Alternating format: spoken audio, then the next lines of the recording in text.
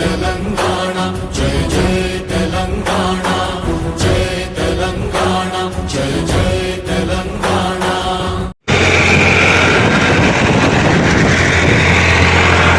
ఏ ఊరు? లింగనపేట. ఏం చెప్పాలనుకుంటున్నావు ప్రభుత్వానికి? అంటే ఈ బాగు కడతామని ఎన్ని రోజులు కూలగొట్టి ఇప్పుడు 3-4 నెలల నుంచి ఏ పని కాలేదు. ఇప్పుడు వచ్చేది వర్షాకాలం, ఎంత ఇబ్బంది అయితే రాకపోకలకు. ఓకే, మరి ఏం చెప్పాలనుకుంటున్నావు ఆర్ఎండ్బి అధికారులకు?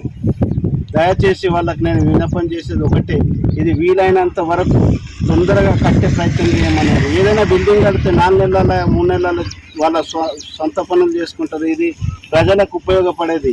ఇది ఎంత తొందరగా చేస్తే అంత మీరు సార్. ఎట్లంటే పేద ప్రజలకు ఇబ్బంది అయ్యేది తప్ప ఉన్నతాధికారులకు ఏమి ఇబ్బంది కాదు. మండలాన్ని నమ్ముకొని దాదాపు 5-6 గ్రామాలు ఉన్నాయి. ఎందుకంటే ఇప్పుడు ముచ్చాల కావచ్చు, లింగనపేట కావచ్చు, కోలమద్ది కావచ్చు, కొత్తపల్లి కావచ్చు, రాజుపేట కావచ్చు, ఇట్లా చూసుకున్నట్టయితే ఈ మండలానికి సంబంధించిన అన్ని గ్రామాలు ఎట్లా మరి మండలానికి రావడానికి వాళ్ళు ప్రజలు ఎన్ని ఇబ్బందులు పడతారు? చాలా ఇబ్బంది పడతారు. ఇప్పుడు వర్షం కొట్టేనాటే అంత పుట్టుకుపోతుంది.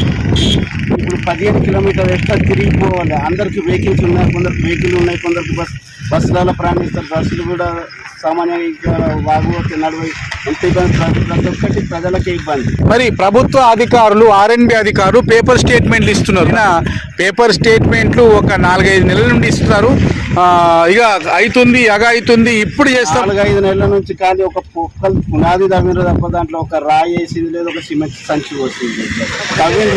తవ్విన పాతది ఉంచినా బాగుండే, పాతది తీసేసి పక్క పంట వేసుకుంటే కొత్తది బాగుండే. ఇప్పుడు పాతది ఉన్న దానికి రవాణా నడుస్తుంటే వర్షాకాలం మధ్యలో 3 రోజులు ఇబ్బంది అవుతుంది.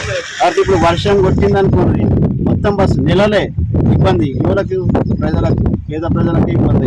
మరి అధికారులు చెప్తున్నారు అంటే ఈ రాజన్న సిరిసిల్ల జిల్లాలో తెలంగాణ రాష్ట్రంలో కూలీలు లేరు. కూలీలు అంటే కూలీల కోసం వెతుకుతున్నాము, కూలీలు దొరకడం లేదు. కూలి పని చేసుకోకుంటే నాకు ఏమన్నా జాబులు ఉన్నాయా? నౌకర్లు ఉన్నాయి సార్. నేను డ్రైవింగ్ చేసుకుని బతుకున్నావు, లేబర్ తీసుకుని బతుకుతున్నాను. ఈ లేబర్లు లేకనంటే ఈ పని ఆపిందట. లేబర్లు లేక సార్ సిరిసిల్ల పోతుందండి. ఇక్కడ ఉపాధి లేక మా దగ్గర నుంచి సిరిసిల్ల కామారెడ్డి పోయి పని చేసుకొని బతుకుతున్నారు.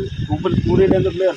మరి అధికారులు పేపర్ స్టేట్మెంట్ ఇచ్చిండ్రు, ఇక్కడ లేబర్లు లేరు, కూలీలు లేరు, కూలీలు లేకనే ఇబ్బంది అవుతుంది, కూలీలు వస్తే బ్రిడ్జి నిర్మిస్తామని చెప్పేసి పేపర్ స్టేట్మెంట్ పెద్దగా ఇచ్చిండ్రు అధికారులు. మరి ఇక్కడ నుంచే సిరిసిల్ల వెళ్తున్నారు కూలీ పని చేసుకున్న పొద్దున్న బస్సులు చూడండి, కూలీలు అందరూ సర్దులు కట్టుకొని వెళ్తున్నారు. వాళ్ళని ఇస్తే వాళ్ళు ఎందుకు రారు సార్?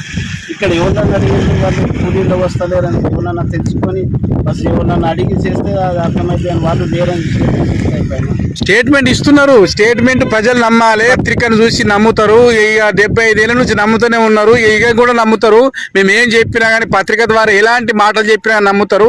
నిజాలు ఏందో అబద్ధాలు ఏందో ప్రజలు ఏదైనా సరే పత్రిక ద్వారా నమ్ముతారు అంటున్నారు. కానీ నిజమో అబద్ధమో అని ప్రజలకు తెలియదు.